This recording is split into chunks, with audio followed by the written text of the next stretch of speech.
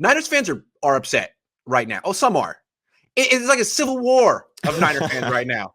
Some Niner fans are like, man, the Niners the Rams just signed Bobby Wagner. What the hell are we doing? Other segment of Niner fans are like, we're still better than the Rams. We could sit on our hands all offseason, sign special teams and Travarius Ward, and still be the best roster in the NFC period, let alone the NFC West. Which side do you fall on? Are the Niners better than the Rams on paper? I mean, as shocking as it may be to those that know me well, I find myself in the moderate side of things. So kind of in the middle, right? I do believe, unfortunately, that when you look at the Rams on paper right now, I have to say, yes, they are better, but only because they have an established quarterback. To me, as soon as the 49ers prove what they have in Trey Lance, if he is a fraction of what I believe him to be capable of, I think all of a sudden they springboard in front. Because when I look at the rest of the roster, when I go through the depth chart of the Rams, other than the freaking big names that they've got, I see a lot of holes at some pretty important positions. Yeah, I'm starting to see some holes with the Niners too. I do think it's close. I think it's very close with these teams. But I got to give it to the Rams. It's hard to say the Niners are better when they haven't decided who their quarterback is. Right. I don't even know who their quarterback is. So you're right with that one.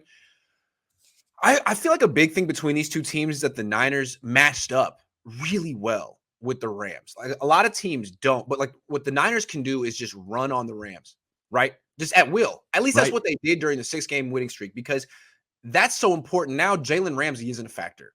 Now Aaron Donald isn't really a factor. Like you're just running on them 40 to 50 times a game and breaking their will. And they're not even built to stop that. In the past, it's like they didn't care. They were more concerned about beating other teams, and the Niners, they were so vulnerable to a team that was committed to the run. Now they have Bobby Wagner. So the Niners are so built on exploiting that soft center of the Rams defense, that linebacker spot, Troy Reeder. Well, now it's Bobby Wagner. And he's not what he was 5-6 years ago, but he's still better than whatever the Rams had last year. So I think the Niners' matchup advantage is not as stark as it was last year. I agree. And the failure to bring back Raheem Mostert, if he were to stay healthy for this year, really eliminates that extra weapon that they would have had to be able to take care of the Rams in that regard, to keep their edge in the run game. I agree. The Bobby Wagner signing seems to shift the I don't know about advantage, but at least even the playing field for the Rams in that regard, to remove the 49ers advantage in that area. When I look at it, I love the piece that Matt Mayoko did on one of his recent podcasts real quick. a few weeks back. Doesn't it seem like the Bobby Wagner move is directly for the 49ers? Doesn't it? It does. We have to match up better with the 49ers. All right, sorry about that. Go ahead. No, and that makes sense from the Rams' standpoint, right? I mean, one of the clearest obstacles for them to repeat as champions would seem to be within the division. It would seem to be the 49ers and their ability to beat them on a more regular basis. Right? I would think so, like more than once every 3 or 4 years. Absolutely. Yes, it's very important. That seems like it would be Bobby Wagner against the Niners twice a year for a decade, so they can sort of project what he can do. Yeah, he seems to have fared well up there. You were talking about what Matt Mayoko put out, though. It was very interesting, sort of weighing the it was two different, I mean, very similar roster building strategies. Both like, hey, we're going to invest in a ton of top of the market deals. We're going to have like 6 or 7 dudes on our team that are paid top 3 at their position.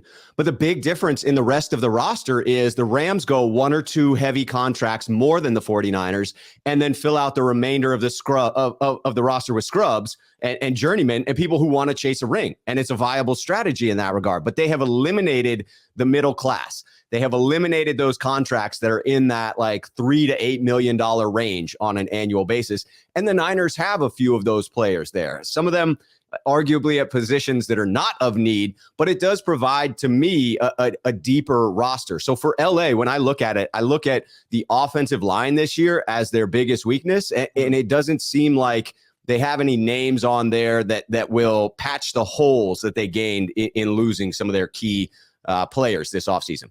That's so funny because I look at the 49ers offensive line as their biggest weakness. So they're very similar in those ways. I mean, they are. Again, they're very close.